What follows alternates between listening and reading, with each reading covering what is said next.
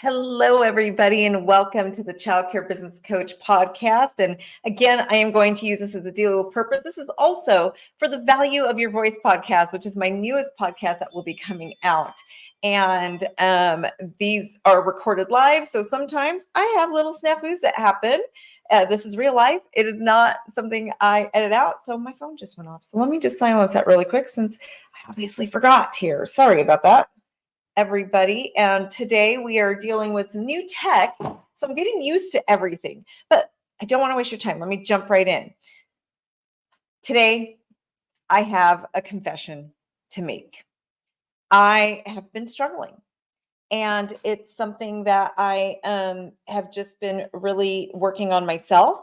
And just, it's more of like this psychological struggle that I've been going through over the last few months, where I've just found myself in a rut. It's interesting because I am at the best mindset place I've been in my entire life. I am doing better, but there was just something nagging at me. And it was causing me to really slide backwards and slide backwards and slide backwards. And if you have these areas where you just can't figure out what is going on, right? Where you just sit back and it's like, what is going on? And if there's one thing, I will always be real with you guys. I'm always going to be transparent and show you the real behind the scenes. Is one of my commitments as a business coach who owns childcare centers, who owns multiple companies, as a serial entrepreneur, is I want you to see the good and the ugly. I can't help you out there, and I am not a good business coach if I'm not honest. And if I don't let you see a glimpse into when things aren't always easy, because they're not. It's just how business is. It's not always easy. It's not always a walk in the park, and things don't just always go well. What I've learned over time, though, is no matter what is happening around me, there's always beauty and good, right? And there's always something to be thankful for. And I can't let what's happening to me dictate how I perform. I'm a freezer. I freeze. When things start happening around me, I freeze. I just get really scared and I freeze. Freezing is really not a good thing to happen, because when you freeze, things don't happen, right? Things just fall apart, basically. And I will be honest, I'm coming out of a season of freezing. I'm coming out of a season where I just looked at the economy. I look at childcare. I am a business coach in childcare. Everybody is saying childcare is going out of business. Childcare isn't going to make it. It is so much doom and gloom. I advocate a lot. So I'm going to meetings in my state. I'm working with decision makers, and everybody is saying, oh, we're going to go over the childcare cliff. The federal government is coming in. So in my mind, I start like, oh my gosh, what is going to happen? What are we going to do? We need help. So if you're watching this and that is you, say yes in the chat. We need help, right? I'm feeling it. So I got so caught up in my head over this that things started going just down. And I brought a prop to show you guys. This is how I see life. Okay. This is life. Life, it's a nice big gigantic spring, right? Life is like a spring. Sometimes we're up here, but life takes us on this journey where we're going to go down and we come back up, and we're going to go down and we come back up. One of the things I've discovered in life, and one of the reasons I've become successful, is that I have found that, yes, this is what life looks like. Life is a giant spring, and it's always going to be taking you on up and down curves. And we don't always have control over what's happening. However, we do have control over how we react, how we show up, and how we let it affect us. So I'm about to give you guys the best business advice I could possibly give you. No matter what happens, you need to be this chopstick. And you need to be even keel, no matter where you are. You cannot allow yourself to go down to the lows when it's low. And you also cannot allow yourself to experience too much of the high. Yes, I want you to find joy. Yes, I want you to savor in these amazing moments, but they're not going to last all the time, right? And you're going to have these high highs and low lows. It's just life. I have a lot of people in my life. You guys know, I hang around a lot of very high level people. And a lot of times I know there's people out there that are just gonna be like, "Well, Evelyn, it can be high all the time." You guys, I lost my husband. Life is not high all the time. It is not always your choice. Life happens to us, not sometimes. But the key is when you're in those lows, you got to stay here. You have to keep your perspective in the middle all the time. All the time. You have to stay even keel. If you let those high highs and you ride them, and this is a habit that I have had in my life. Okay. So I can tell you from firsthand experience.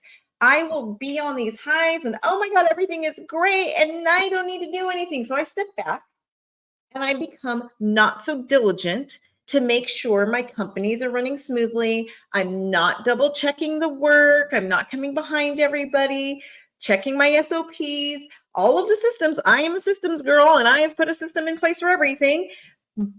But if you're not checking on it and you're not watching your numbers and you're not just keeping track of things, they get out of control. Even in your home, think about if you have credit card debt, right? Everything is going so good. You're making a ton of money. So it's okay if I put this $10,000 or $5,000 this month on my credit card because I'll easily be able to pay it off. And then you do it again and again and again. And next thing you know, you look and it's, holy cow, I'm $70,000 in debt. I literally just had a client that this happened to. Everything was going so well. They had all of these grants coming in, but then the grants ran out, they were gone. And now it's like the personal debt is through the roof. It was just a big snowball, right? And it was the same thing that I do. Well, I used to do, I don't do anymore. You're on these high highs, you stop checking, you stop looking because you're so much in this high that you forget that the life cycle is like this. But you can't live on this life cycle. You can't. It will destroy you and you will never get to the goals that you wish you could. Instead, you have to find that even keel. You have to be in the middle. I'm trying to make it straight on camera. You have to find that middle point. That is the key. Always stay binary because we don't know what is going to happen. We don't know where we're going to be. And if you don't get stuck on these high highs, the low lows don't feel so bad. You're also not going to be distracted from the work that you need to do. It's not so distracting. So I was recently coached by someone, and in my childcare center, that business stays very steady, right? We always have the enrollment, everything's pretty steady. But in my other company, it's a little bit different. The way we work is a little bit different. And it's just a totally different animal. So it's a matter of finding that even keel, right? Because there are times that you could be way up here and the company could literally bring in a lot in a month. And then the next month, nothing. And I might have to ride waves for 3 months. It's just it's different. It goes like this, right? And that's where, again, it becomes so important to stay even keel. Think about your life with your children, anything in life. There's going to be high highs and low lows. You got to stay binary because we don't know what things turn out to be good and bad in life. There are things that sometimes we feel are terrible, but sometimes they're there for our good. Sometimes they make us the person that we are today. I tell the story all the time about how I almost went bankrupt. I tell the story about how I had the IRS knocking on my front door, literally at my house, and I had an eviction notice at my childcare center.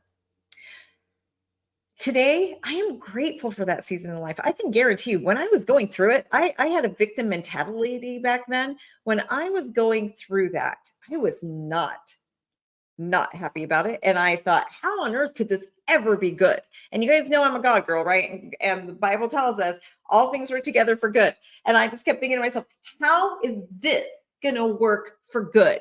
There is no way. I have a IRS agent with a six-figure bill at my front door that I didn't even know existed because I, well, back then, the victim me would have said, my bookkeeper didn't inform me. She was hiding things from me. How did this happen? Now, the me of today, who is not a victim, is going to take full responsibility. As an owner, I should have been checking my work. I should have been coming behind and reading the reports, looking into things, making sure that the job was being done. That was on me. I am an owner. I am not a victim. So that's what happens though when you allow yourself. When I was in that low, I froze. I did nothing. I didn't stay that even keel. And when things went really well, I spent too much money, literally. So I was creating my own disasters until I took control of my life. And this time I found myself mentally going into another rut, but thank goodness now I know how to coach myself. It didn't last very long, thank God. It was only about a month, but it's still enough to do a lot of damage. And it's still enough where I had to tell myself, wait, stop. You just came off of one of these highs. Now you're thinking in terms of these lows, right? You're thinking down here. What are you doing? And I had to ask myself, look at the reality. What is actually really happening? You are allowing your fear of what is happening in early childhood education predict a future that you don't even know what's going to happen in. You're allowing these thoughts to take you down this roller coaster of doom and gloom. Has it happened yet? No. So why am I obsessing with what could be instead of obsessing with what could be, right? And so I changed my paradigm. I changed my focus. And it wasn't really a paradigm shift yet, but I did decide to change my focus. And I went to some people and said, hey, look, this is what we're facing. What do we do? That I knew could get me out of my head and to see another way, right? And that is the key. We have to see another way. A couple of weeks ago, the pastor of my church told this story, and it's a brilliant story. And it's something I actually went through with my own son. So I'll tell you my son's story. So when my own son was younger, my oldest, he was having problems reading, and I couldn't figure out what was going on because some books he read just fine, some books he didn't. But he was really struggling. His scores were really down, and we're just like, what is going on? We went to a normal annual checkup. Doctor said, hey, I think you need to make him an eye appointment. I think he may have some vision problems. Turned out he had some major vision problems and he needed glasses. As soon as we got him glasses, he had no problem reading. No problems reading. It is the same for our lives. The lenses that we choose to see life through are going to give us a different perspective. So if you don't like the lens that you're looking through that says the childcare cliff is coming, we don't know what we're going to do and the government needs to save us, change your lens. It doesn't need to be that way. After spending a week with leaders from other industries, I realized, oh my gosh, not only does it have to be that way, but this is going to be amazing because now we have the opportunity to revolutionize this industry to what it needs to be, to where we can really truly serve the children and have profitable businesses. This isn't a huge opportunity. This isn't a bad thing. This is amazing. We need to lean into this. And it's amazing how making myself come out of this and coming back here, nothing changed. It's just my perspective. But what's funny about that is as my perspective changed, everything started changing around me. My company started producing more again. Everything started falling in line. Everything around me before that felt like it was chaotic. And it felt like it was so heavy. As soon as I decided to change the glasses that I was looking at life through, everything started to fall into place because I started taking the right action. Instead of sitting back saying, sky is falling, what am I going to do?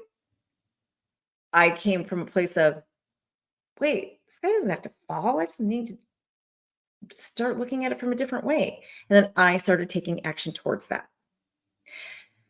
The other thing that's really important in this, though, is I do have people to support me. And that is a huge, huge part of this. I could not have come out of this rut without the people around me.